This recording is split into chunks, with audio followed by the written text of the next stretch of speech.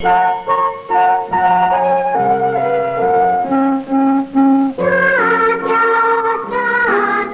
year, the children of Japan take part in a colorful ritual. They sing and dance the traditional song of welcome to the golden bug of spring, the butterfly.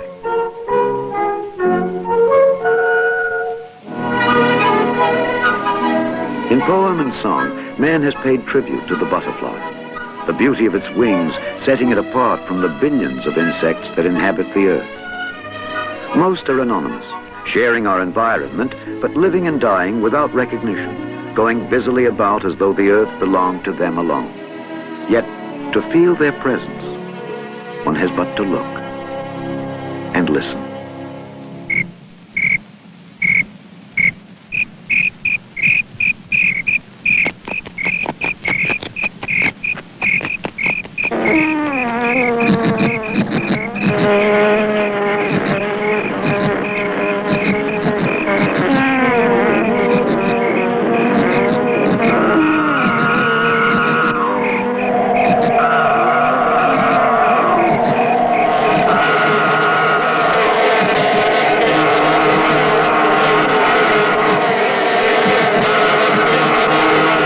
This is a journey into the hidden world of insects.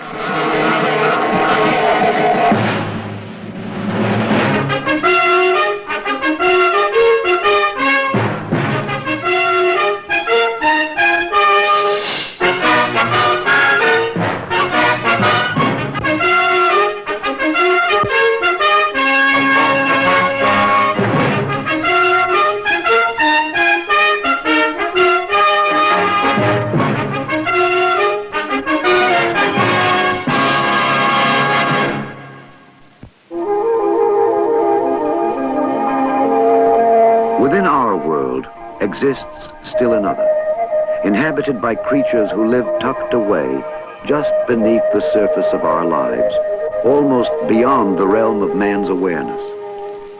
This is the hidden world, domain of the insects. And anywhere on earth, one has but to turn back the petal of a flower to uncover the tranquil beauty and the terrifying violence of their existence.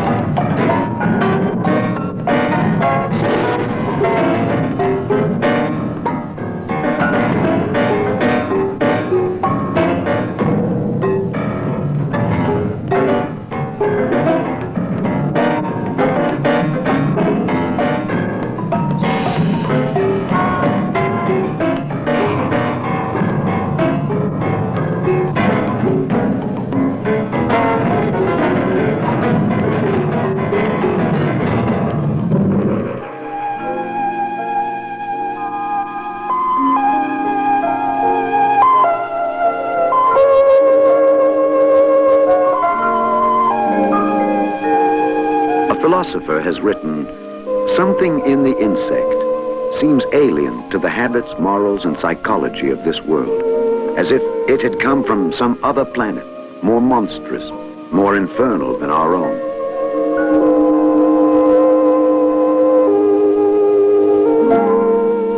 What is known of this alien world has been learned mostly in the last 100 years. Now, realizing the wealth of knowledge it contains, science is beginning to catch up, to understand these tiny creatures.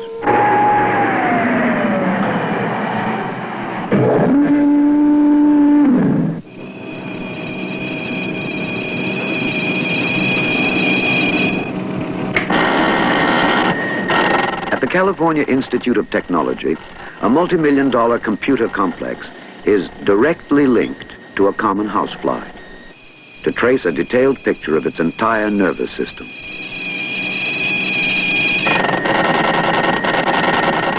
Slowly, one by one, the secrets of the hidden world are being probed and deciphered. And man is only now beginning to fathom the mysteries of a life force that preceded him on Earth by more than 300 million years.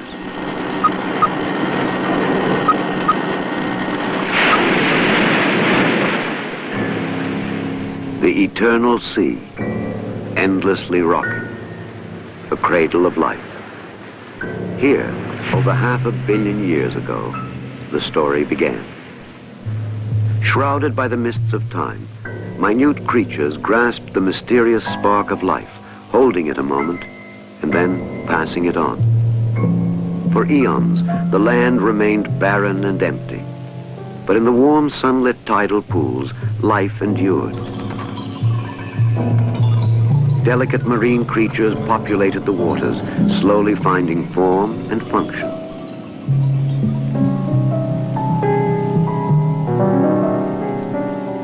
With the coming of plant life to the land, a new era of evolution began.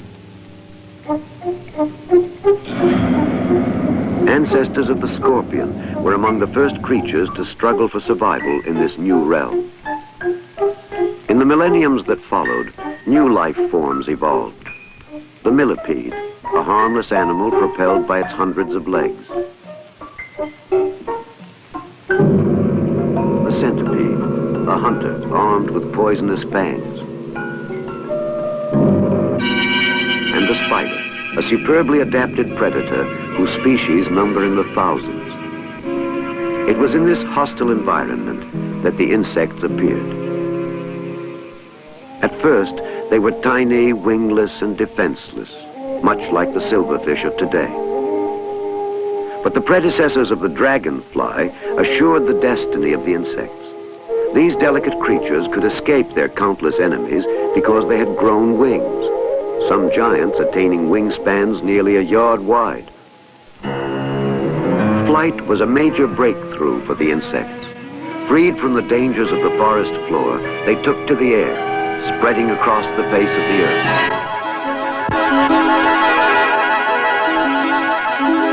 Insects ruled the skies long before any other creature could fly. Succeeding where others failed, they overcame the violent upheavals of a changing earth, relentlessly adapting in shape and function. Nothing could stop them. Sheer numbers gave them an enormous advantage. Their reproductive powers are so staggering that within a single summer, the offspring of a pair of insects could, if unmolested, blanket the globe from pole to pole. Millions are born so that a few may survive.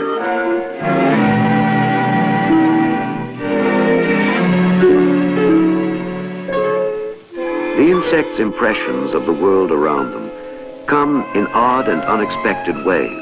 Some hear through their legs. Others taste through their feet. Insects have compound eyes, extremely sensitive to movement. Each of the many facets of the eye is a tiny lens system, helping piece together in the insect's brain a mosaic picture of the total scene.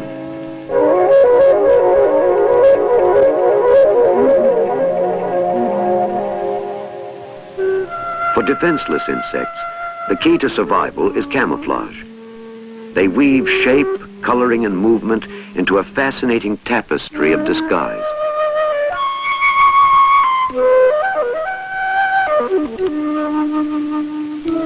African termite mounds stand as monuments to the success of their builders. Within these fortresses, termites have ensured their survival by combining the special talents of individuals to create an insect society. Inside the hard, rock-like walls of these miniature mountains, a well-developed caste system exists.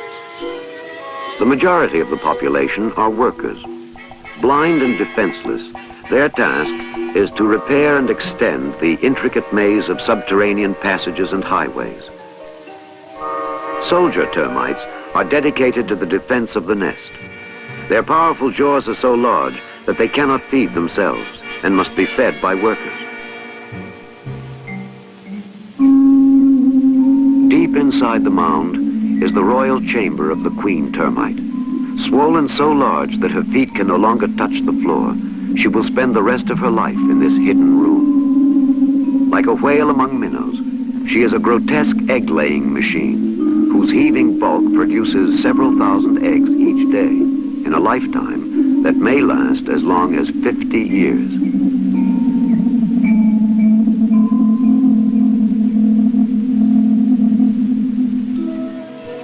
When conditions of climate and population reach a certain point, a great exodus of winged males and females takes place. Their sole mission is to found new colonies of termites. Eventually, they flutter to the ground and begin shedding their wings. And now, a strange ritual begins. When a male finally selects a female, she releases her remaining wings, and the pair immediately begins looking for a suitable spot to build their nest. But few will survive the natural gauntlet that all must run. Birds and bats inflict heavy casualties in mid-flight. Many termites are ensnared in spider webs, while others are caught on the ground by a host of predators.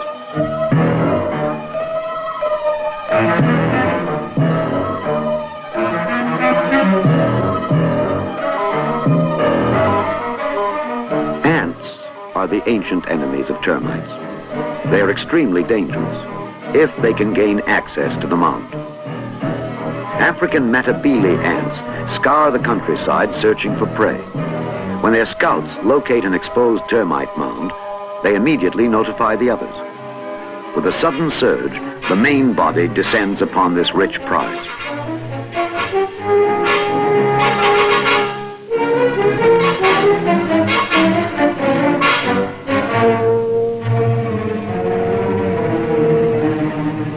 Within a short time, a teeming, thriving community has been decimated.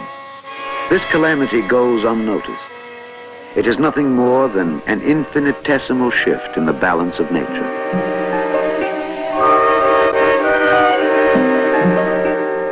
But one pair survives. A male and a female slip through the gauntlet. In their new home, they will soon mate, passing on to each of their countless offspring the complicated instinct developed through millions of years of struggle, so that another tower may rise here, a sign that a permanent place for their kind has been assured in the hidden world.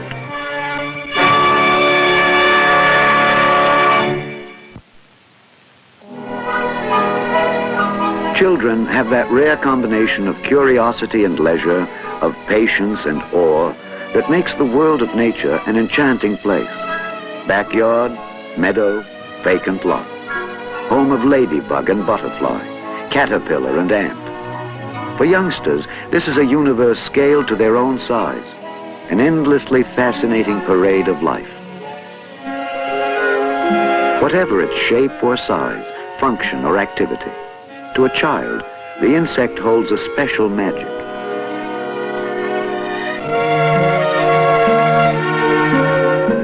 Each October, monarch butterflies fill the trees of Pacific Grove, California, in one of nature's most spectacular displays.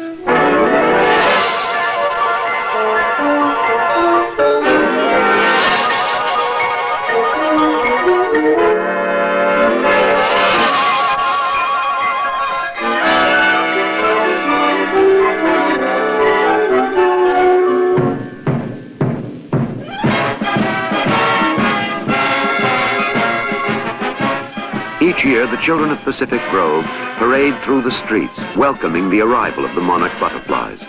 Pacific Grove calls itself Butterfly Town, USA, and a city ordinance imposes a $500 fine for anyone convicted of harming a butterfly. More than any other insects, butterflies and moths embody the beauty of the hidden world. Their many splendid wings have inspired some observers to call them the most magnificent of all living creatures.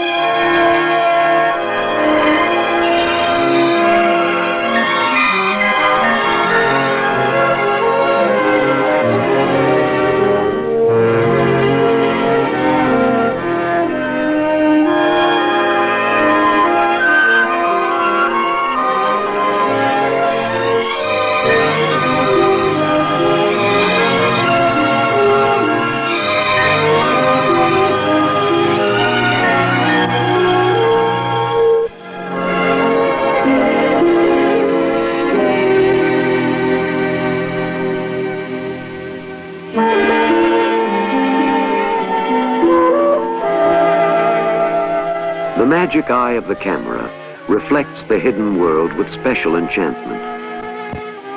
Campbell Norsgaard has proven this. Professional cameraman and amateur naturalist, he has amassed a stunning scrapbook of nature on film.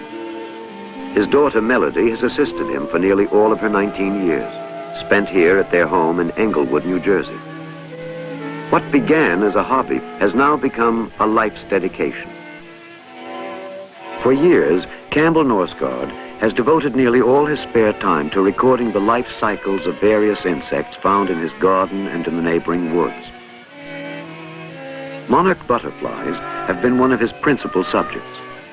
Each spring, he has filmed the females as they arrive from their wintering grounds in the south, laying their eggs on milkweed plants. The tiny sculptured egg is as small as the eye of a needle. 5 days later, life stirs, and a tiny caterpillar emerges. It begins to feed immediately, first devouring the casing of its own egg.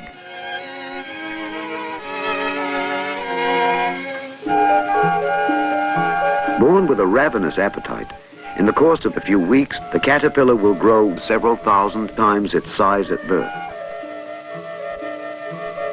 When it has matured, the caterpillar will become sluggish and stop eating. Seeking a suitable branch, it attaches a small button of silk. The caterpillar hangs itself head downward by a special hook at the base of its tail. Now, Campbell Norsgaard's time-lapse camera shows the incredible process known as metamorphosis. The caterpillar's skin is shed, revealing the pupa underneath. In a few hours, the pupa hardens into a beautiful jade-green chrysalis, ornamented with gold decorations. The cells of the caterpillar are rearranged into the body of a mature monarch butterfly. The chrysalis is transparent just before the butterfly is ready to emerge.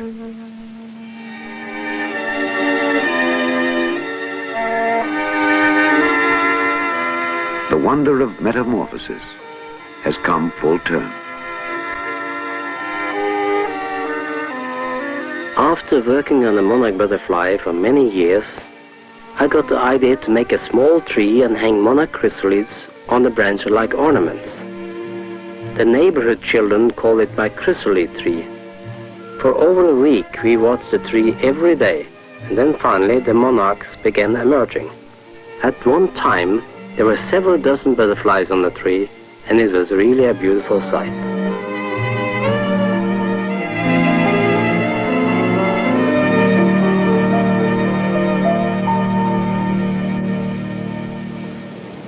I have tried during many years of working with nature to give my daughter Melody the same appreciation of living things that I have myself.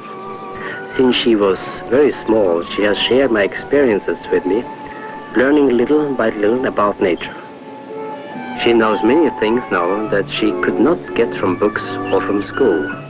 It is my greatest thrill to see her today with groups of children from the neighborhood telling them in her own way about nature.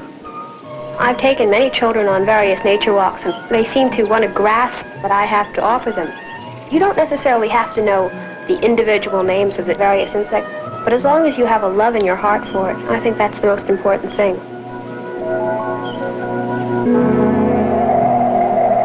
In 1962, Campbell Norsgaard captured on film one of nature's rarest sights, the emergence of the 17-year cicada. One day, I was attracted by a special sound that I hadn't heard previously, and by investigating it, I discovered we had the invasion of the 17-year cicada. Immediately I was interested to film it, but it so happened the cicada or the nymph will emerge from the ground at night time. With artificial light, I was able to film the nymph coming out of the ground for the first time in 17 years. They go to the closest tree and start climbing up the trunk. At certain intervals, they stop and attach themselves with their claws to the bark. Now the back of its skin breaks open, and the adult cicada emerges looking like a white mouse with beautiful red eyes.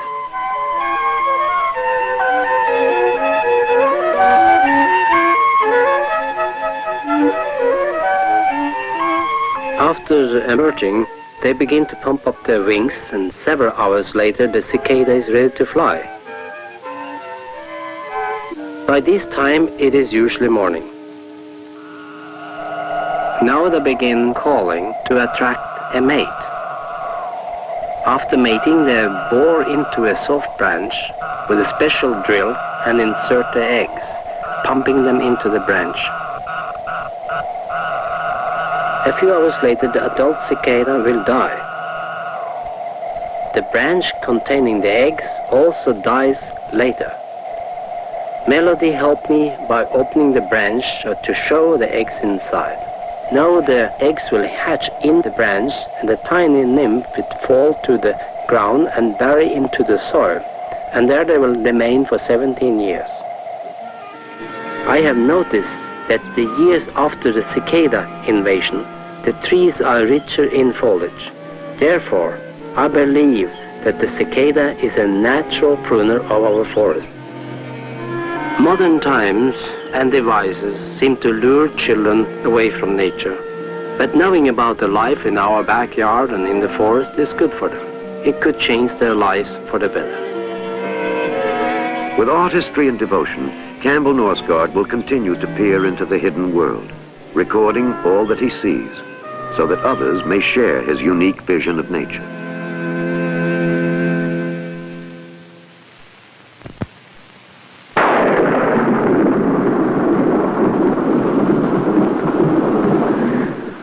This is nature's showplace, the great rainforests of the tropics, a dense belt of vegetation straddling the equator, covering almost 1/10 of the Earth's land surface. Moist and warm, these vast forests are natural hothouses, stimulating plant life and providing a unique home for a myriad of different insects.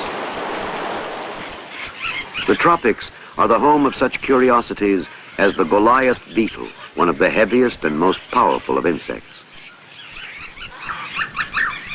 The lanternfly is one of nature's enigmas. Its alligator-like snout is hollow, the teeth and eyes simply color patterns.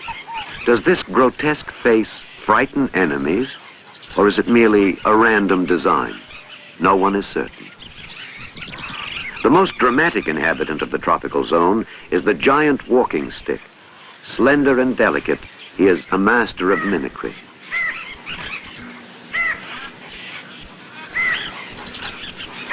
Nearly 1 million species of insects have been formally classified, and each year several thousand new subjects are discovered, mostly here in the tropical regions of the world.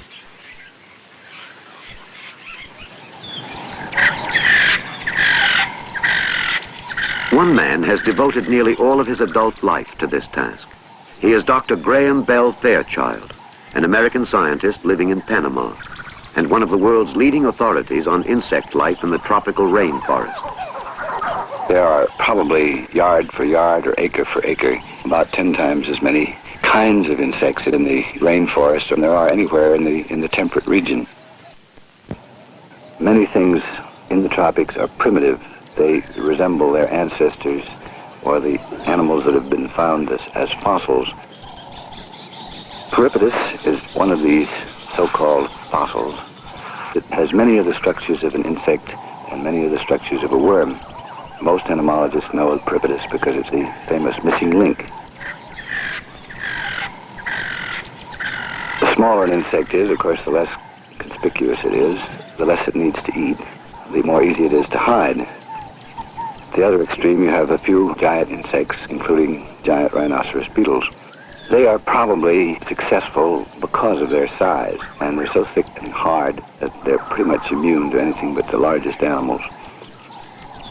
Then you have another group of insects which are defended against their enemies by a bad taste, a bad odor, or by stinging spines. These are often brilliantly colored, but the sting in some of them is very violent.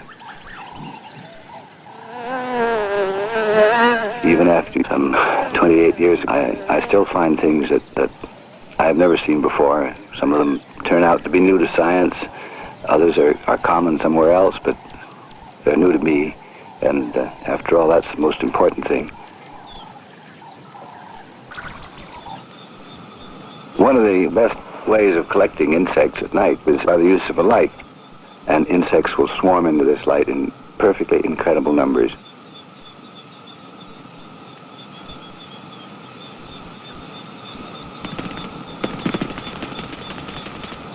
One of the drawbacks to working in the tropics is the richness of the insect life. You can collect the year around, and in 2 or 3 weeks of intensive collecting, you can get enough material to keep you busy for a year. And until we get all the insects named, we don't know exactly what we're dealing with.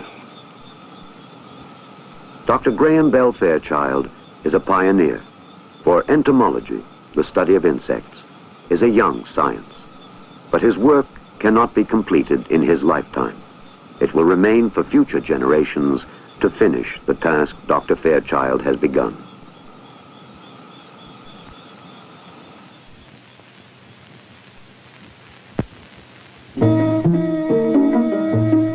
The insect is man's greatest competitor for the food of the land. This is the battlefield. Here, the insect can often be more than a match for even the most sophisticated weapons of 20th century science.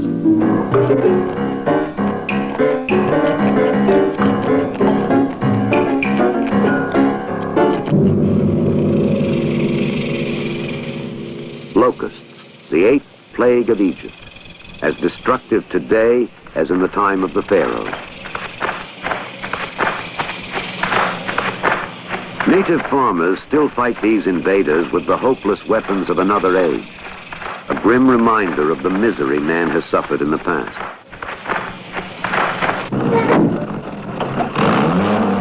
Modern science enters the battle, with specialists and technicians, with a widespread communication network, with chemicals and equipment.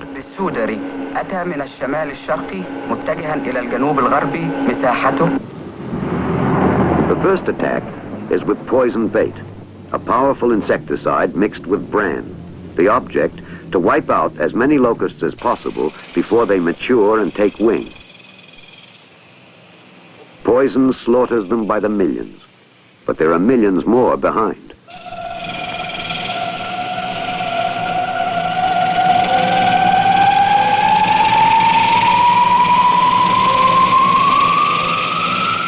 The battle moves from ground to air.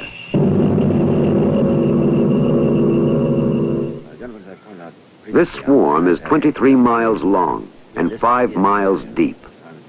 Aerial spraying is the only weapon left. Airspeed to Howe, Fox. Clear for takeoff.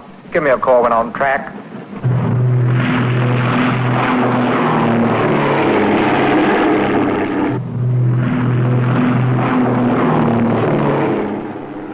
Roger, Howe, Fox. Airspray listening out. There are clouds ahead. Not rain, but clouds of locusts.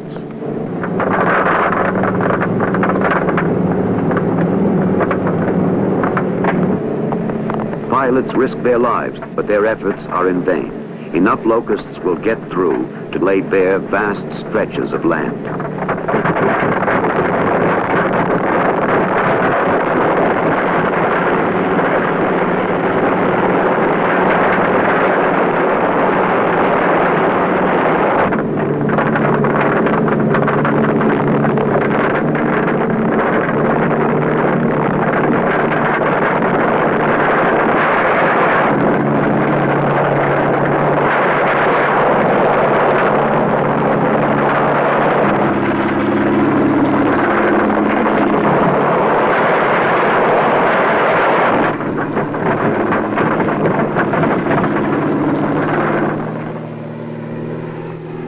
The battle ends, and man has not won. To defeat the locust, he must be prepared to wage war on yet a larger scale, for the enemy he faces knows no surrender. Insects devour a third of all that we grow and all that we store. The damage they do in America costs every man, woman, and child over $100 a year. In other parts of the world, their ravages can mean famine and starvation. Whatever advantage that man maintains over the insect is due primarily to the widespread use of pesticides. This is a costly and controversial method of control. Yet, without pesticides, we would surely lose the war. One center in the search for newer and safer methods of pest control is in the laboratories of the Entomology Research Division of the United States Department of Agriculture. The combined talents of specialists have produced a means of duplicating the scent that attracts male insects, such as these cockroaches, to the female. Scientists hope the artificial scent will lure great numbers of male insects to a given point where they can be sterilized or destroyed. Near Riverside, California, a unique business venture is underway. This is a bug farm, and these converted boxcars are the breeding ground for millions of predatory insects. Project manager Richard Morrison inspects one of his most popular commodities, the green lacewing. These harmless-looking creatures are a powerful ally in a technique known as biological control. Adult lacewings lay eggs on the inner lids of their containers, which are lined with rice husks.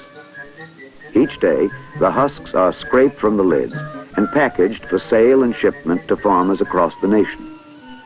Once the eggs hatch in their new environment, the larvae set to work devouring insect pests like the aphid, turning insect against insect. This is the technique of biological control. For over a century, cattlemen throughout the southeastern states had watched helplessly as their livestock was crippled and killed by the larvae of the screwworm fly. After years of research, there seemed to be only one solution. And in an abandoned aircraft hangar on the outskirts of Sebring, Florida, a daring project was launched. The building became a fly factory, where 50 million screwworm flies were reared and processed every week. Then, in one of the most impressive peacetime uses of atomic energy, the screwworm flies were bombarded with gamma rays, turning them into living exterminators.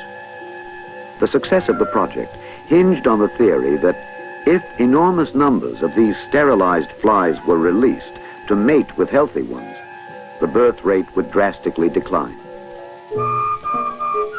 Planes were equipped with special devices that would free the sterilized flies as the boxes were dropped. The tactics called for massive aerial distribution, 500,000 flies each mission, 20 missions a day for months. There finally came a day when not a single screwworm-infested animal could be found in the entire Southeast. The project was a triumph of the atomic age, a major victory of modern science over the insect.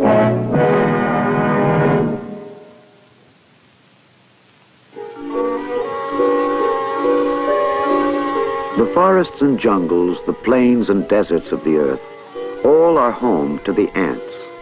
They're social insects, relying on the group to make up for what they lack as individuals. Together, their many species accomplish surprising feats, harvesting, cultivating, weaving, even making slaves of other ants. But the most highly accomplished ant society is bent on destruction, the army ants. These nomads have no permanent home. They form temporary bivouacs constructed of their own bodies. Inside are tunnels, storage rooms, and nurseries. A seething nest made entirely of living ants. With the first light of dawn, the bivouac begins to stir. Another day of raiding begins. Hundreds of thousands of workers swarm from the bivouac, streaming across the forest floor in search of prey. Following chemical trails laid down by the leaders, battalions swiftly fan out in different directions, probing for every likely source of food. They will converge on any unfortunate creature that crosses their path.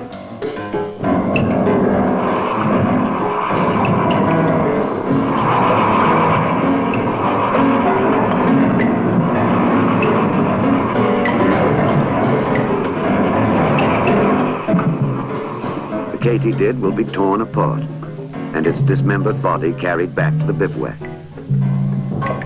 By the end of the day, raiding parties return along the main trail, carrying pieces of their slaughtered victims, along with the eggs, pupae, and larvae of other insects. Behind the living walls of the bivouac, several gallons of booty will be distributed to the ranks. The army remains in one bivouac for about 20 days, while a new brood of ants is raised. Then, one night, the walls begin to break apart as the colony prepares to launch a new expedition. Carrying food supplies and their newborn recruits, the entire force moves out, advancing into fresh territory. Each day they will hunt, and at night push on to another site. In a few weeks they will settle down again to replenish their ranks. Each new ant instinctively carrying out his grim assignment within an army whose march will never end.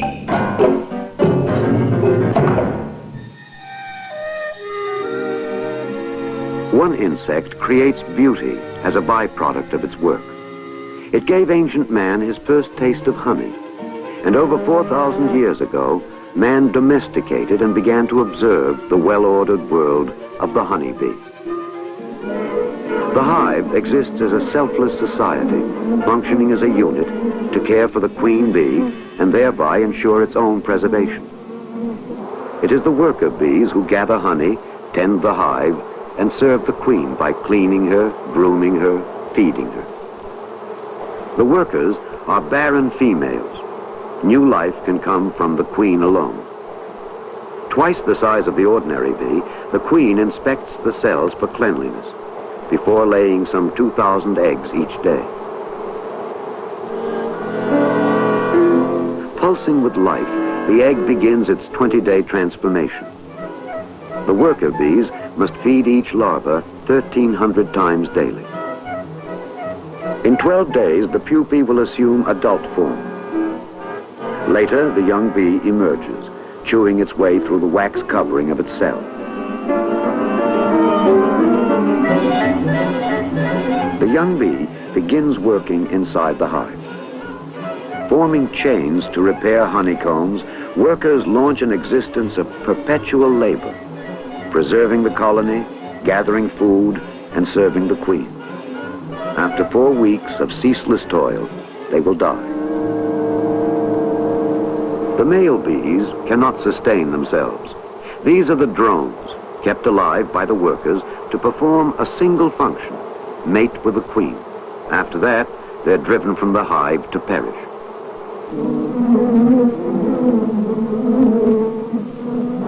There is only one tragedy which can affect a colony: the death of the queen bee. Now, in a frenzy seen only when survival of the hive is in question, the workers begin production of a new queen. Ordinary worker eggs are selected, but special cells are built around them. The cells are filled with royal jelly, an extraordinary substance which transforms an ordinary larva into a queen. There are several potential queen bees. The first to emerge will immediately sting the other cells, killing her rivals. If 2 queens emerge simultaneously, they must battle. The worker bees surround them, forcing them to fight. Escape can only come with victory. One must die.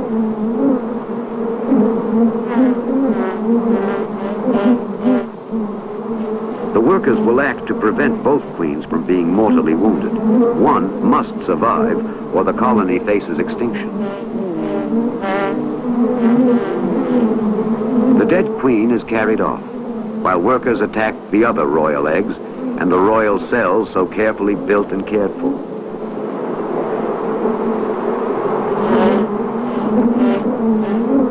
With a new queen and a mating, the desperate time is past, and tranquility returns to the hive. In its perpetual search for nectar, the bee leaves beauty in its wake. Carrying pollen from flower to flower, it creates new life. Without this pollination, man would be left with little color to his universe, with little more to eat than cereals and nuts.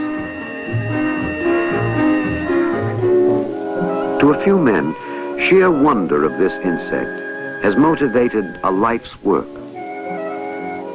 Dr. Carl von Frisch is one of the world's most famous entomologists. 50 years ago, he began his preoccupation with bees. In the decades which followed, his discoveries added more knowledge to this subject than man possessed for the past 4,000 years. Now he is forced to confine his studies to dead bees. He has been stung so often that one more sting could prove fatal. It was at this Austrian chalet that Dr. von Frisch discovered bees can discern color. It was here that he learned a new sophistication to this insect, its previously unimagined abilities. This information was garnered through the classic von Frisch experiment. It started with the knowledge that when one bee finds nectar, others soon follow. The first bee is marked, and his subsequent actions observed. Returning to the hive, the marked bee can be seen communicating his discovery through a peculiar dance. Each movement transmits key information. The marked bee is informing the others of the distance to the nectar, its quantity, even the direction in its relation to the angle of the sun. The marked bee could now be killed and the colony would still find the nectar. With the knowledge communicated through the dance, the workers now know what food awaits them and precisely where it is. Such experiments, though varied to answer additional questions, have failed to answer the most intriguing one of all. Can this evidence of communication be explained through instinct or reflex? Or is it possible that the bee is capable of something akin to thought? The bee's many abilities, their incredible and diverse work for the preservation of the hive, all this meets its most severe challenge when the hive comes under attack. Perhaps their greatest enemies are the wasps. They are giants in relation to the bees, so devastating in their attacks on hives that they are sometimes called bee wolves.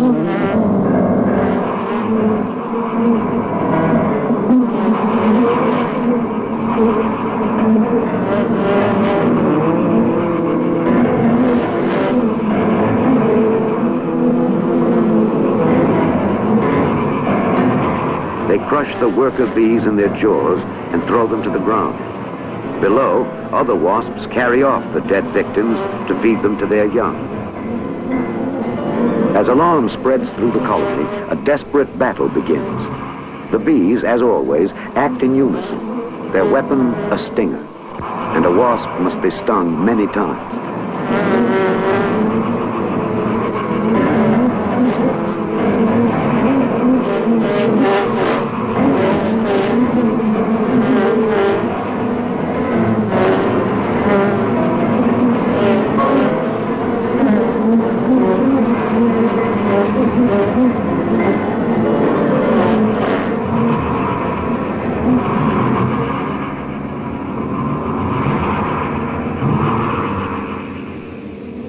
In a short time, a struggle for survival has ended. In this lower form of life, there is no aftermath to brutality. It is simply over. And now the victorious workers, having survived a threat which could have ended their world, return to the job they are best suited for: the meticulous pampering of the queen bee.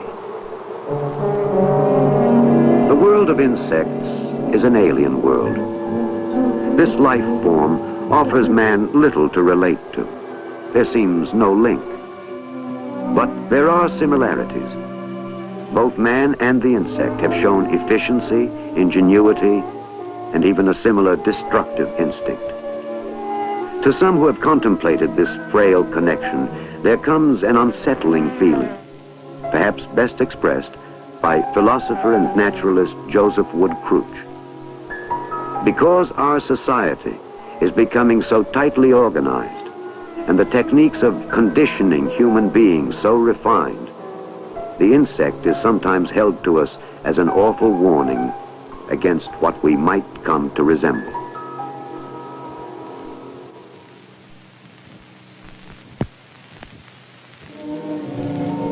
For insects and for man, in a changing world, flexibility is the key to survival.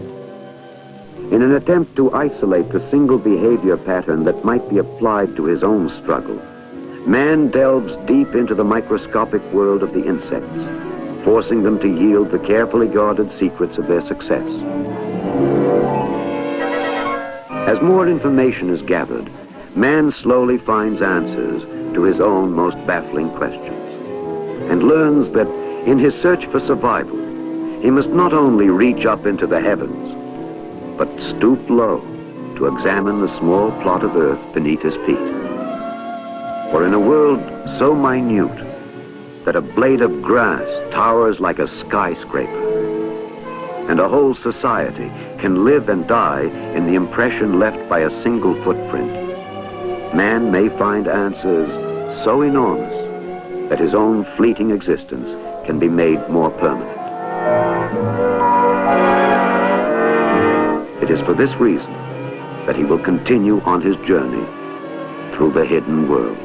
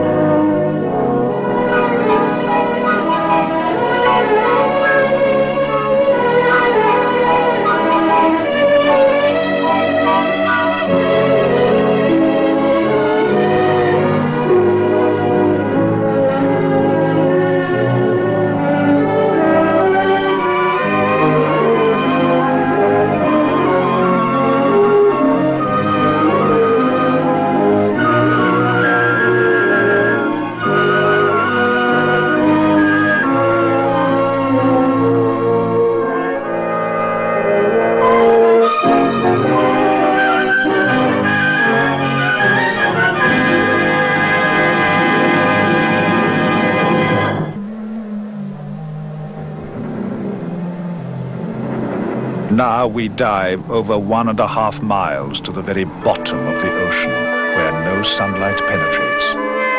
In our video, Dive to the Edge of Creation, you will witness many life forms never before seen by man. Treasure is the subject of our next video. In 1622, hurricane winds struck a treasure-laden Spanish galleon. Now, 3.5 centuries later, we find the treasure. This ship is built out of Bardai reed, a replica of ancient ships built by the Sumerians. From Iraq to the Persian Gulf and on to Pakistan and the Red Sea. Could the Sumerians have spread their culture in ships made from this reed? To find out, join the Tigris expedition.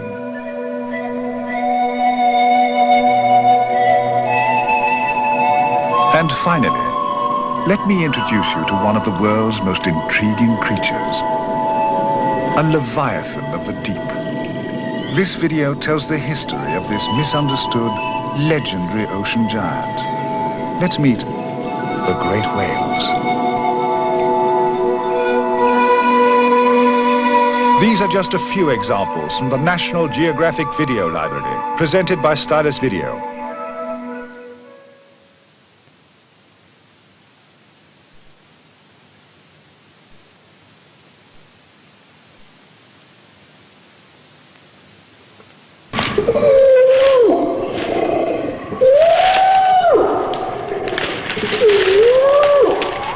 In the interior of Borneo, a wild creature has long eluded human understanding.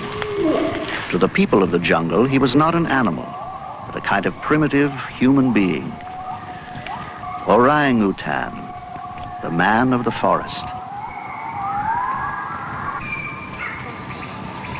Now, a young anthropologist, Birute Galdicus Brindamore, hopes to penetrate the secrets of the orangutan's natural existence.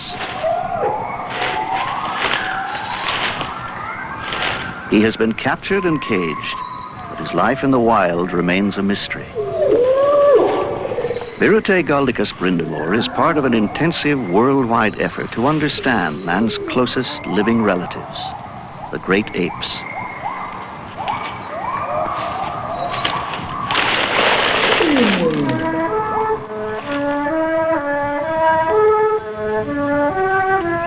6,000 miles away in equatorial Africa, Dian Fossey has lived for nearly a decade, alone among the mountain gorillas.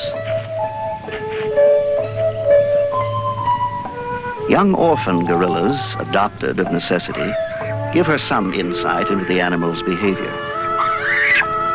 But they are not the real subjects of her study. Dian Fossey came here for one reason. Here in Africa's Virunga Mountains is one of the last strongholds of the mountain gorilla, the largest and most feared of all the world's great apes.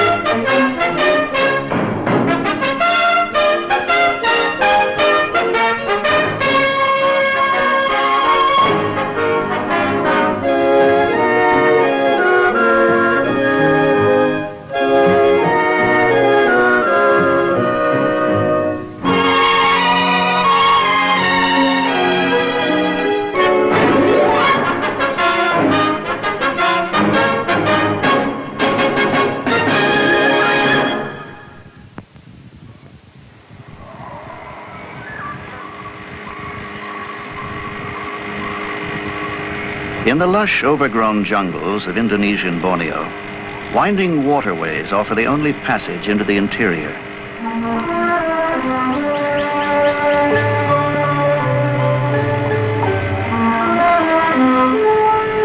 Inland from the Java Sea, a small ironwood dugout heads northward along the Sikunir Kanen River with a unique passenger, a helpless baby orangutan named Majid.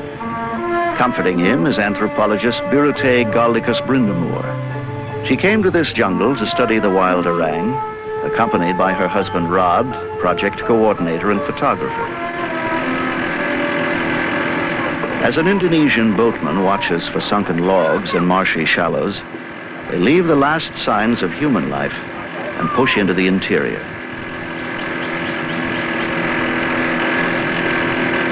The young orangutan, rescued from captivity by the Indonesian government, will be returned to the wild, if he can learn to readjust.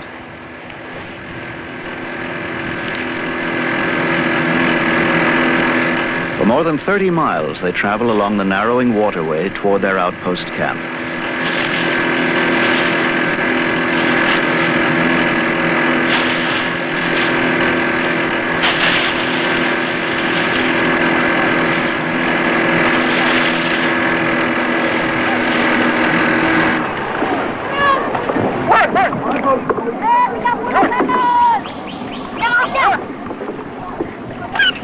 Their destination lies deep within the Tanjung Puting rainforest of southern Borneo, a wilderness once known to only a handful of native Indonesians.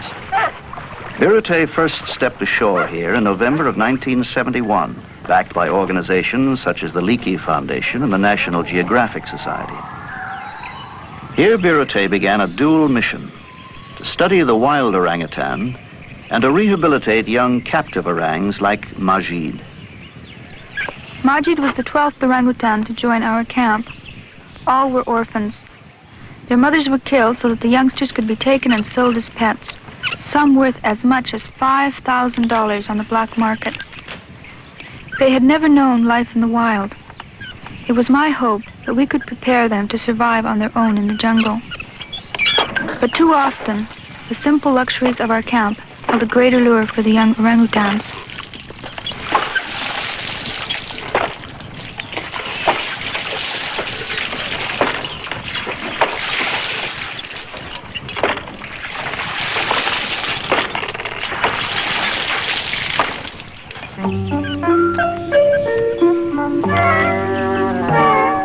Majid's rehabilitation begins simply. For the first time, he is introduced to the forest. On the edge of camp, he is free to follow his natural instincts.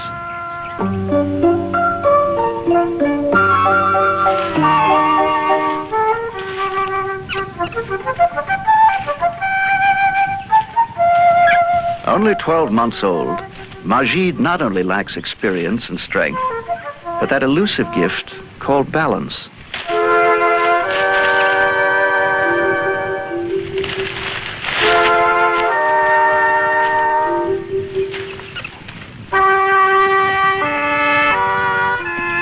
Until he is about a year and a half, the young orangutan will need reassurance and protection.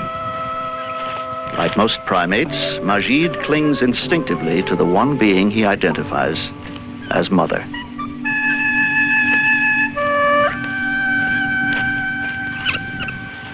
In 1971, Rod Brindamore gave up his studies in physics to come here and assist his wife. It was Birute who introduced Rod to his first orangutan in an American zoo. Get a pencil and notebook. Now, Rod, like Birute, is totally devoted to the orangutans and is equally concerned with their welfare. By checking the orang's weight periodically, they gain insight into how infants grow and develop. Go through. Majid. Off you go. Rio. Here. Handle Majid for me. They are weighed, still looking to their foster mother for protection. Later, her weight will be subtracted. 80. Oh, that's why. Because He's holding onto the counterbalance. Is it too good? Okay, 86.8.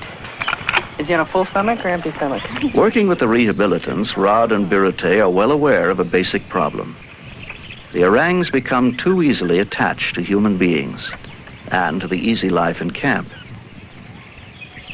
Sugito knows that camp is where the food is, so there are times when he has no desire at all to go into the forest, the orangutan's natural home.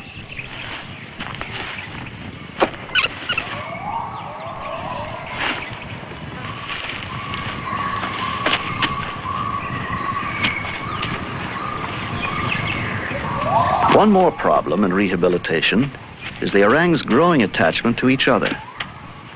If this forest had been all these orangs had ever known, they would be solitary, independent, unsocial animals. Yet these rehabilitants seem to have a powerful social need, a camaraderie, a reluctance to be alone.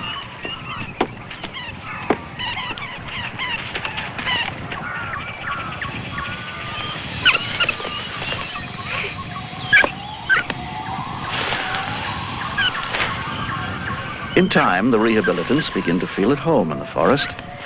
Still, they are seldom far apart. As they sample the forest's food, they cluster together. The youngest still clings to his foster mother. The hardest thing they will learn is that for their species, life is solitary. Their favorite foods are thinly spread throughout the forest. Group feeding is impossible. Washing your face, Rio, huh?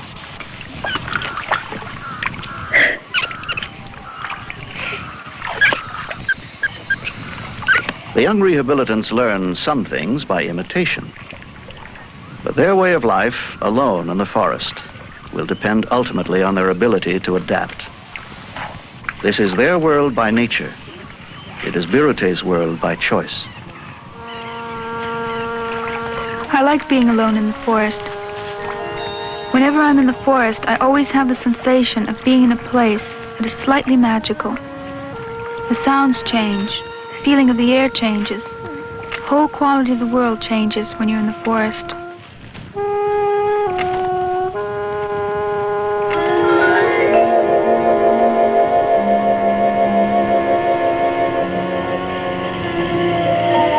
When darkness makes work in the forest impossible, research goes on in camp. Regularly, blood samples are taken of all the rehabilitants. No, Rio, don't listen. You're gonna get poked. See, when you come to this summer camp, the first thing that happens to you is you get poked. This simple blood test is a precaution against the same diseases that afflict man, from the common cold to malaria. Rio does here. Yeah, we got a good job now. For Rod and Birute, these samples provide more raw data to help understand this primate, so like us, even in his afflictions. Torture, isn't it, Mindy?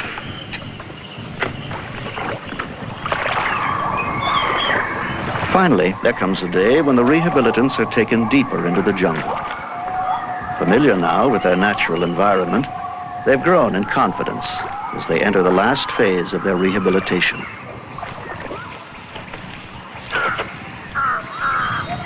In a swampy, fertile section of the rainforest, Birute and Rod have constructed a halfway house.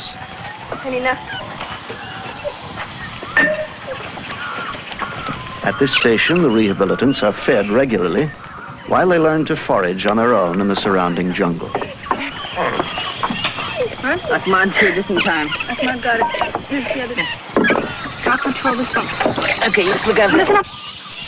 Maji got it. But you can't deny an infant orangutan is milk.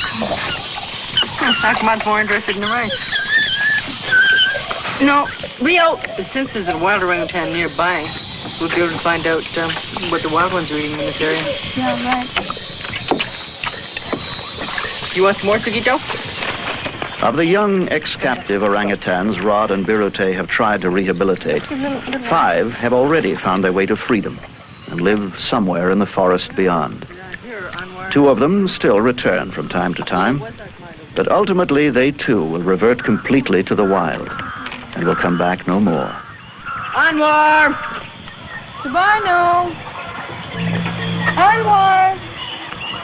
Sabino! Sabino! Barno! Anwar! Someday it will be Majid's turn, and he too will return to the forest.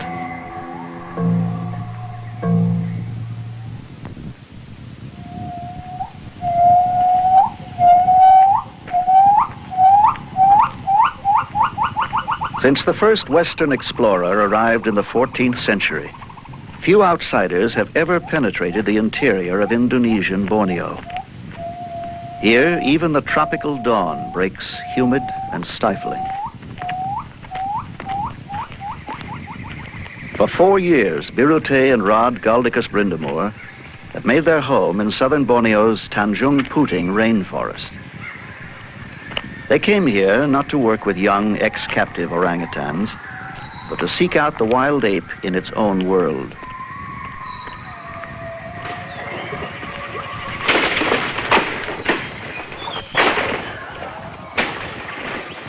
Over the years, they have hacked out an 80-mile network of criss-crossing trails through a forbidding jungle, alive with pythons and cobras, infested with insects and blood-sucking leeches.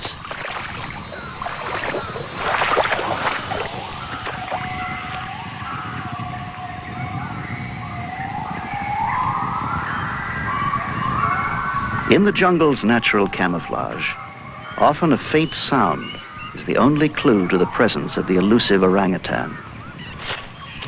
The sound of food remnants dropping to the forest floor.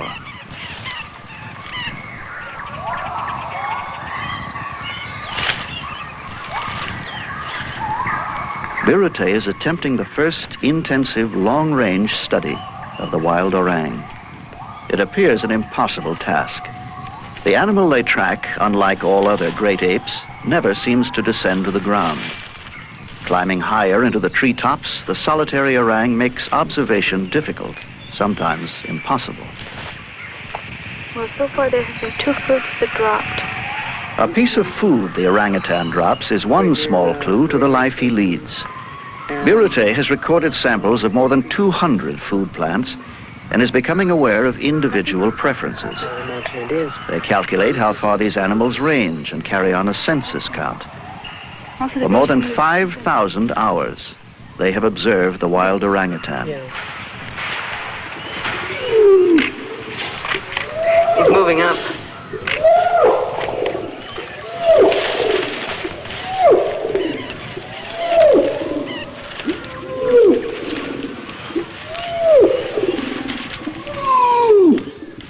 Birute hopes that their study will be of great value, not only in understanding the evolution of the great apes, but of man as well. For the prime objective in studying the orangutan is to learn how he has adapted to his environment.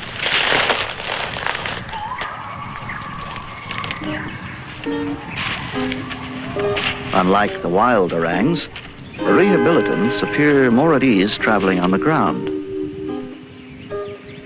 Left at the feeding station for the day, the young orangs instead invade the deserted camp.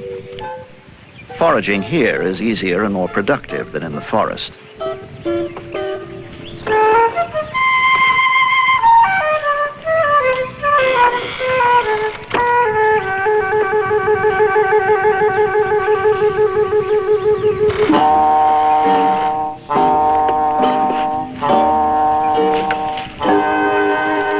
The orangutan, mentally equipped for a treetop life, demanding quickened reflexes, depth perception, and critical judgment, evolved a complex brain, and with it, curiosity, and the beginning of simple deductive reasoning.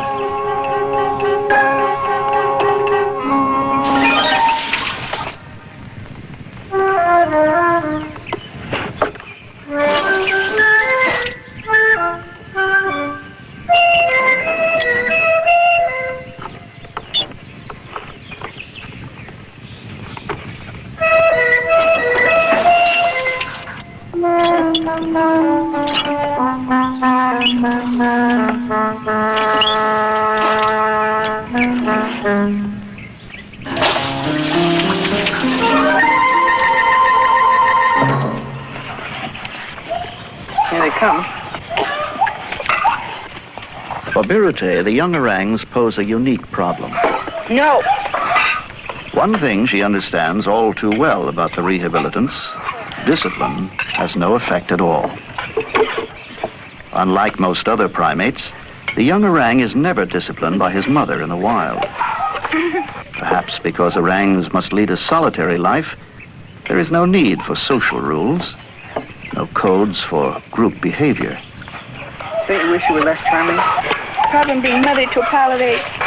I sure do. The single overriding natural law appears to be, help yourself. This is why you're doomed to the trees.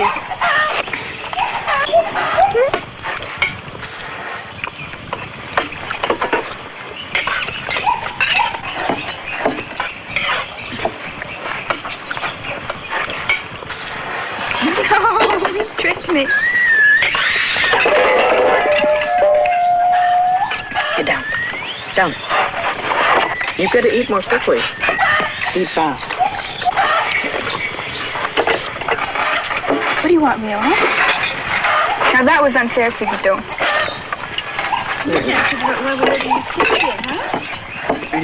Though she is a scientist and the rehabilitants interrupt her work in the forest, there are times when Birute has mixed emotions. Mine.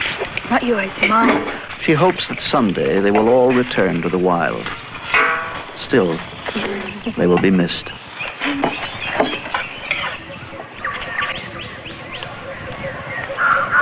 Since 1971, Birute and Rod have continued their ceaseless search for understanding of the great Asian ape. In late 1974, they set out determined to go beyond the kind of observation they had known till now.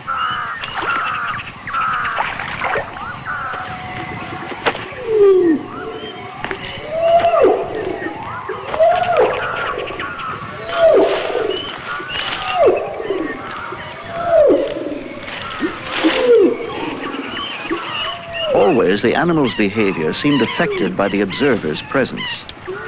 Birute was determined to change this.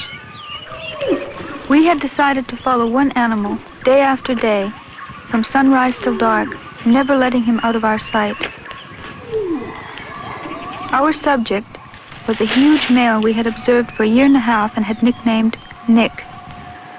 We estimated that he was more than 20 years old and weighed at least 150 pounds. Our objective was to habituate the animal, to make our presence so natural that in time it would have no effect on his behavior.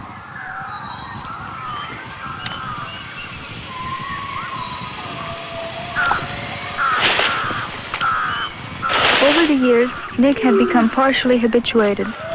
He seemed to tolerate our presence, but usually stayed up in the trees and remained a safe distance away.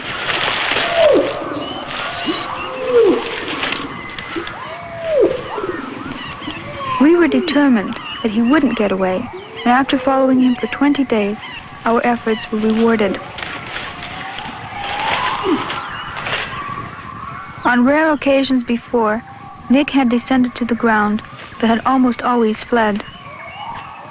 Now we became the first to discover what we had only suspected from occasional sightings. The large male orangutan does almost 100% of his long-distance traveling on the ground. As we continued following Nick, we began to realize that he spends much of his day on the ground. There were occasional threats, but Nick did not flee, and we held our ground.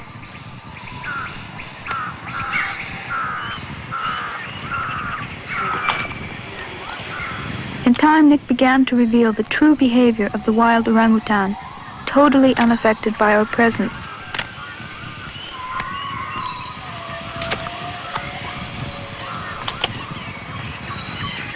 Nick was the first wild orangutan ever to become totally habituated. We had gotten close to him by our constant following, by pressing, but on the 45th day there came a moment I hadn't dared hope for. It began with his search for termites in a rotten log.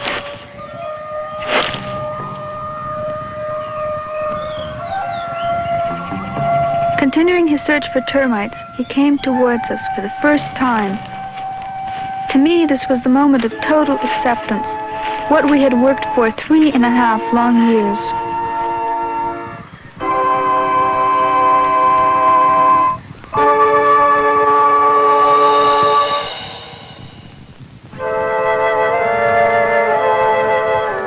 In the heart of equatorial Africa lies the country of 1,000 hills, Rwanda. Her loftiest peaks, the Virunga mountain range.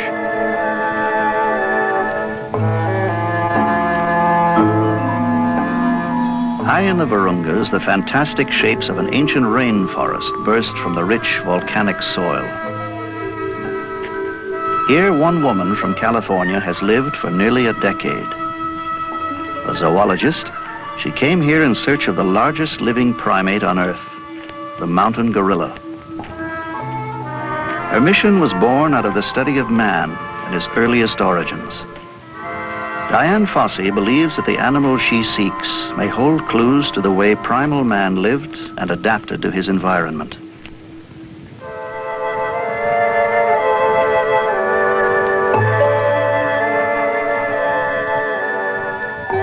When the white man first came to this region, he heard tales of man-like monsters who lived on the mountain slopes. Not until the 20th century did he discover the creature Diane Fossey searches for.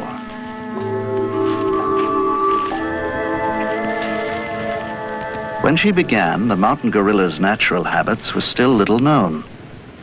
By trial and error, she learned to track them, to recognize a fresh trail, the signs of a recent nesting place. A lingering scent meant the mountain gorillas were not far ahead.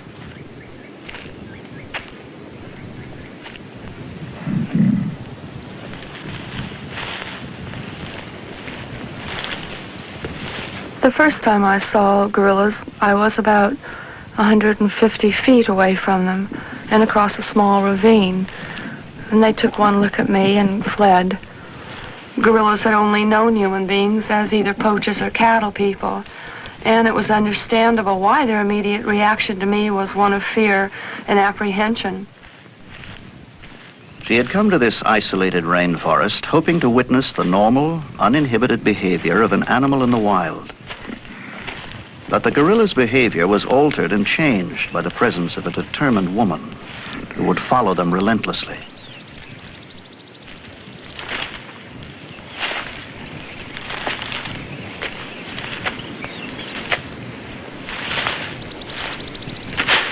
Diane had no way of anticipating the inevitable, the first confrontation. A full-grown male gorilla stopped fleeing and faced his pursuer.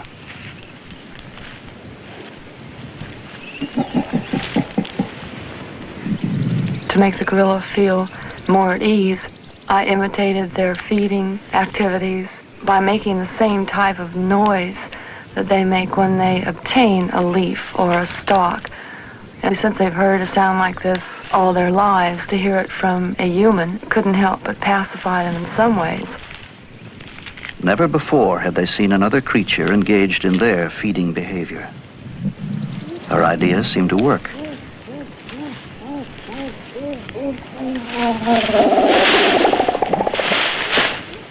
Even a threat was seen as progress. At least they were holding their ground. And she believed their threats were only bluff.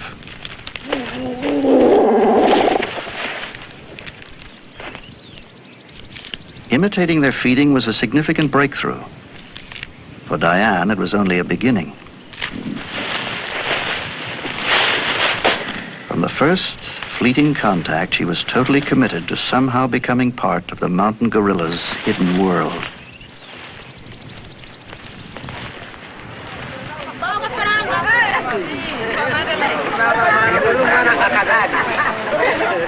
South of the Virunga Mountains, on the shore of Lake Kivu, lies the small settlement of Gisenyi. It was from here in the fall of 1967 that Dian Fossey launched her study of the mountain gorilla. Since then, she has become a familiar figure in this Rwandan village. These people provide her only real link with the outside world. 8 or 10 times a year, she returns to resupply her mountain camp.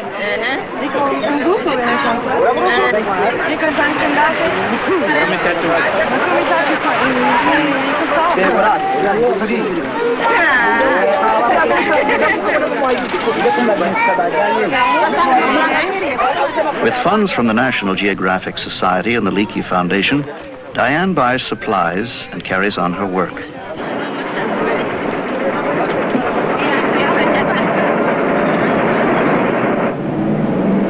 From Gisenyi to the foot of the extinct volcano on which she has her camp, Diane will travel little more than 30 miles, enough to remind her that this is the most crowded and one of the poorest nations in Africa.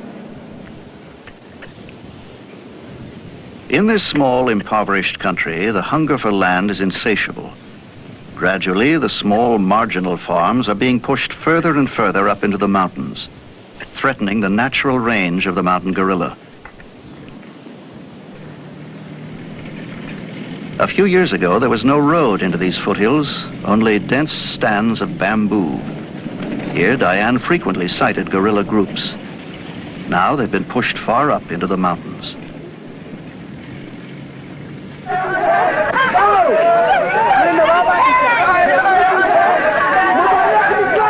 At the base of the Virunga Mountains, the dirt road ends at a small Bahutu settlement. Here at the 8,000-foot level, Diane must leave her van and proceed on foot.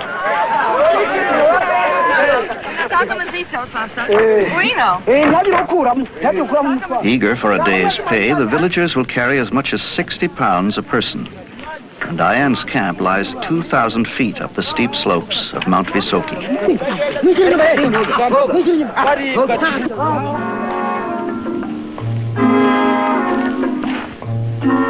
I decided to establish my study camp at the altitude of 10,000 feet, as far away from human encroachment as I could get it, and yet close enough to one of the mountains on which I found a substantial number of gorillas.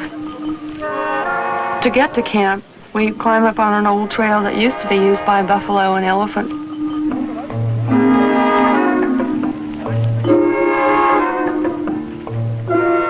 The Virunga rainforest, drenched in more than 60 inches of rain a year, is a lush haven for wildlife, an inhospitable environment for man.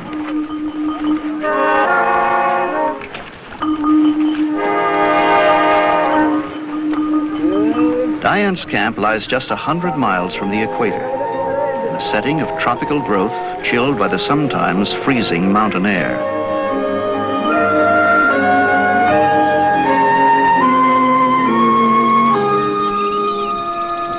For years, this has been the world of Dian Fossey.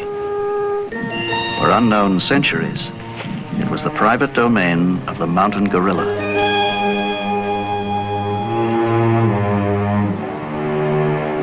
For a full year, Dian observed little of gorilla behavior but their retreat.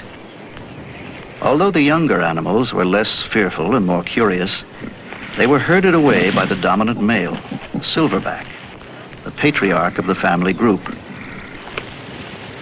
Dian's objective still eluded her: to infiltrate the gorilla's world and observe his behavior without altering it.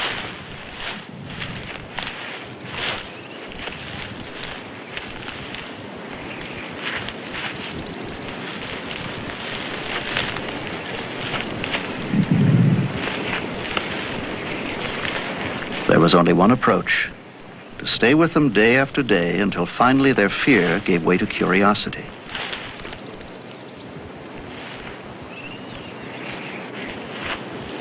I had a tremendous sense of curiosity about the animals. I wanted to know all there was to be known about them, and happily I was rewarded by the same curiosity from the animals, so that my approach to them was eventually rewarded by approaches on the part of themselves toward me. Sometimes it was difficult to know who was the observer and who was the observed.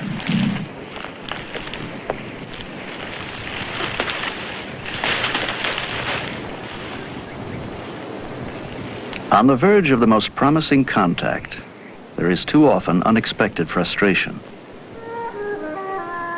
More than half of the time, Mount Visoki is shrouded in rain or mist. Regularly, fog halts the day's observations.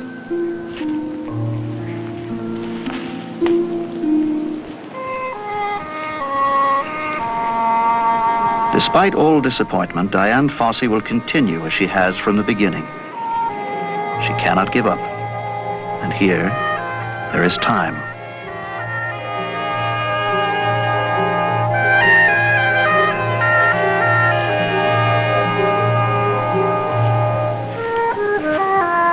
In this remote forest, she has no two-way radio and little contact with the outside world. Trained in veterinary medicine and now an animal behaviorist, she once confided that even as a child, she felt less at ease with people than with animals. I've never really felt lonely or isolated in my mountain camp, though there were times that I desperately wanted to share my experiences and thoughts with other people. And this was especially true during the days when the gorillas first started slowly to accept my presence.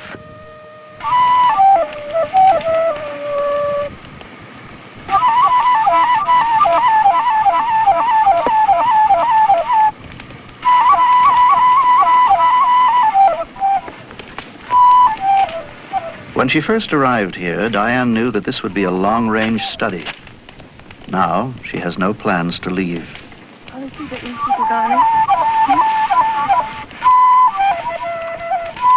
Dian Fossey has chosen an unconventional existence. She has given up the simple comforts most people take for granted. To her, one thing is important. In the ancient Virunga rainforest, the largest primate on Earth has lived till now an unknown life. At long last, the mountain gorilla's sanctuary stands open to one human being.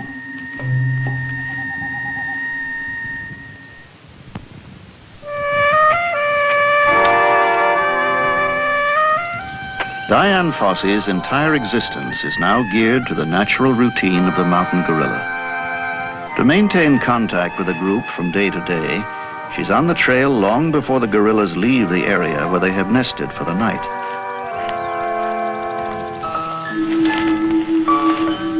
For the gorillas of Mount Visoki, morning is signaled not only by the rising sun, but by the inevitable arrival of their observer.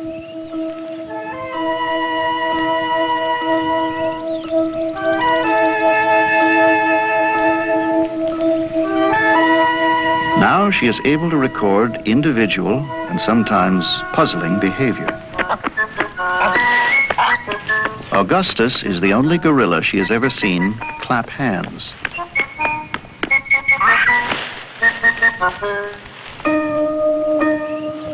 Each has his own unique behavior and personality, but all even huge, fully grown males are shy and gentle creatures.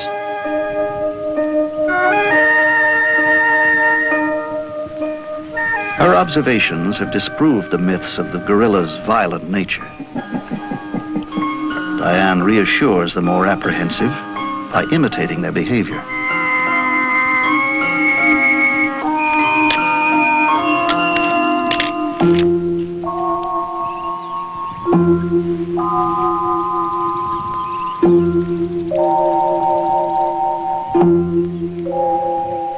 He may be over 6 feet tall, weigh up to 400 pounds, but he can be frightened by the slightest move.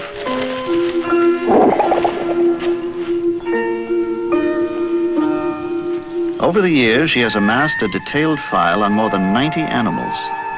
Each is photographed, catalogued, and even nicknamed. Diane knows their personalities, their habits, and is learning how they communicate.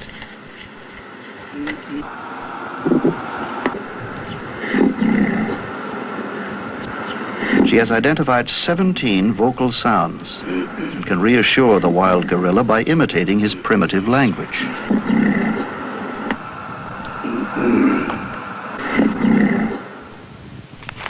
Through her unique collection of nose prints, Diane identifies each individual gorilla. The lines and swirls above their nostrils are as distinctive as a human fingerprint. For reference, each animal is named. Uncle Bert is head of the family Diane calls Group 4. One of several family groups on Mount Visoki, they were the first to accept her and now seem totally unafraid. A young adult male, Digit, is the friendliest of all. There are usually 4 adult females of differing ages in a gorilla family, and some half a dozen infants and juveniles. From Group 4's varied individuals, Diane has gleaned something about the gorilla's social structure and their life cycle. Their personalities and dispositions range from cantankerous old goat to Tiger, 4 years old, the family character. Uncle Bert, his silverback, a badge of his authority, is undisputed leader of the group in their leisurely day-long quest for food.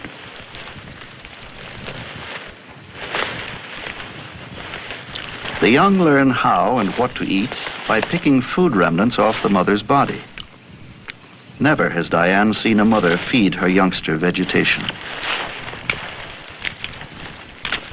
Essentially a vegetarian, the mountain gorilla spends 40% of his life quietly feeding on leaves and stalks and roots.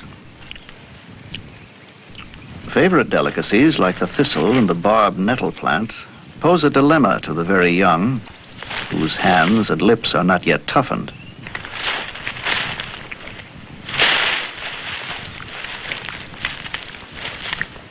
Over the centuries, the gorilla has evolved crushing jaws for stripping trees of bark and eating wood.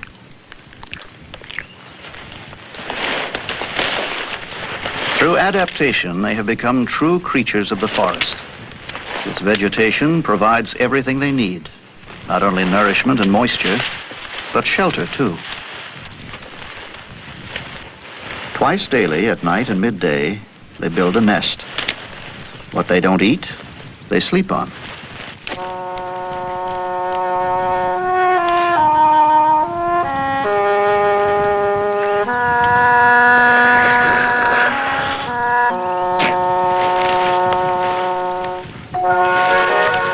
One function of the nest, Diane theorizes, may be reassurance.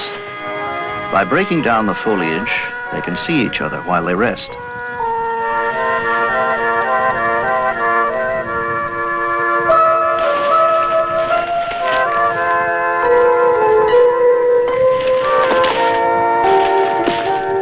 In nests built above the dampness of the forest floor, Group 4 takes its midday nap. After their morning feeding period, they sleep and rest for 2 hours or more. All but young Tiger, who's too busy to build a nest.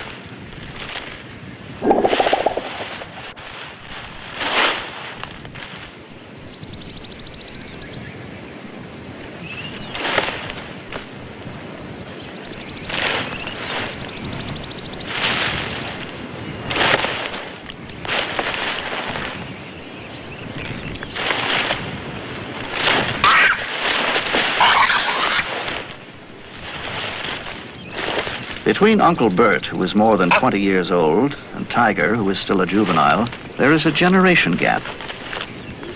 For Tiger, every rest hour is just an opportunity to play. Augustus answers Tiger's challenge.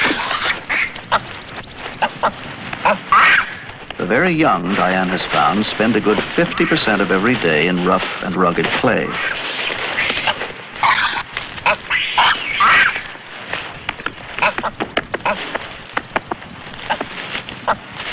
Uncle Bert watches every move. Tiger seems to get the message and tries to get away. But Augustus is oblivious.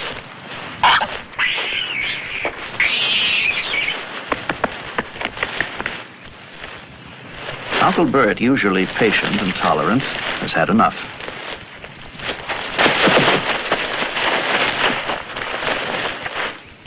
For one brief moment, Digit, the maturing blackback, feels the lure of power and invades Uncle Bert's nest.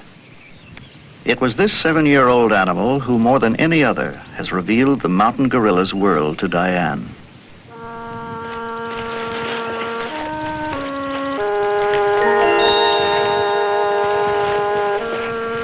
One animal who was very prone to spend a great deal of time near me was Digit. And I think it is because he has no peers within his group that he was so attracted to me. He was very curious and always very anxious to come forward and investigate things like the cameras, thermoses, notebooks, or gloves.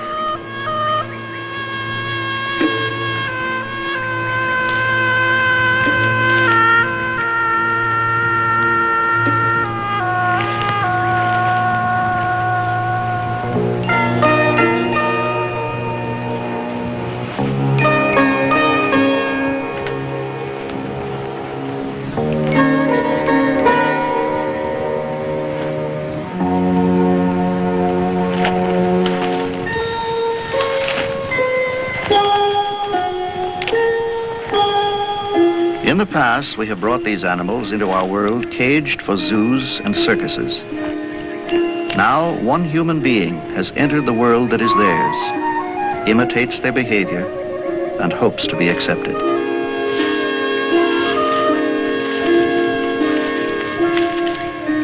The more she lives with these gorillas, the more she realizes just how gentle they really are.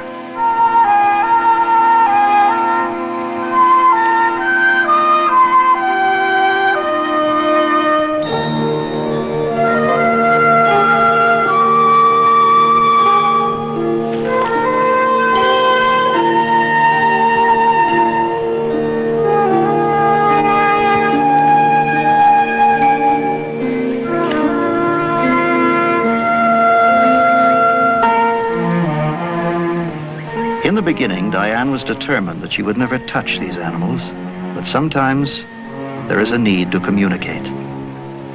Of the first time a mountain gorilla touched her, Diane wrote, "For that fleeting instant, a bridge spanning a chasm of immeasurable time linked our two species. I thought myself the most fortunate person in the world."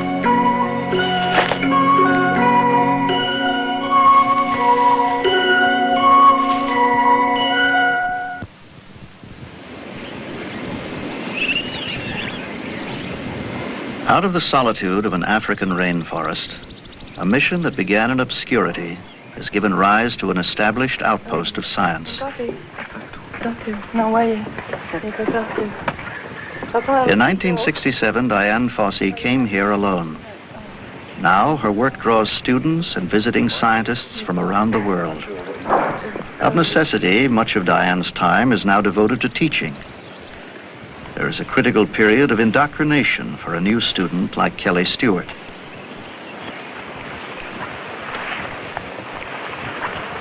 Over the months, the students will know meaningful and exciting days. With time and experience, they will be assigned to their own gorilla family groups.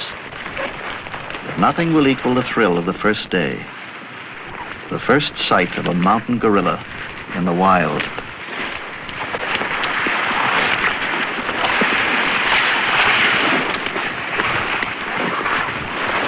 You can smell the sonar a bit now, and he's going to be coming forward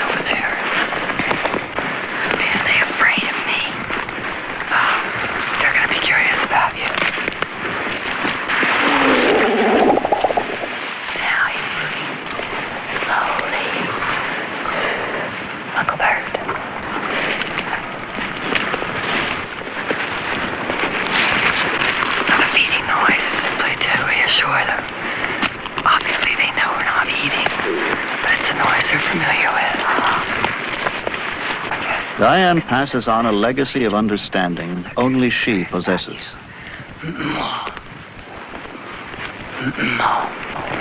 Diane realizes that she cannot carry on alone, and so she leads a handful of others into a world that till now only she has known.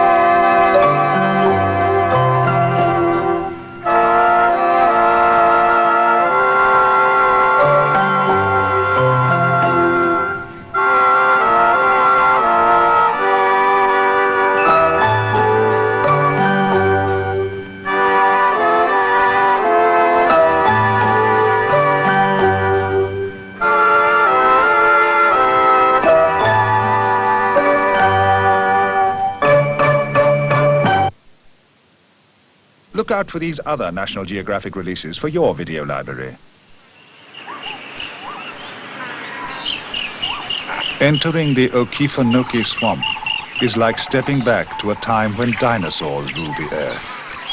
Today, the dinosaurs are gone, but this eerie, forbidding place is ruled by one of their crocodilian contemporaries. This is the sinister realm of the alligator.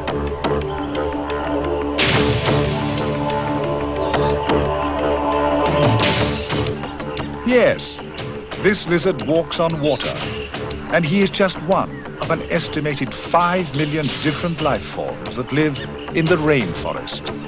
A fascinating video and a masterpiece of filmmaking.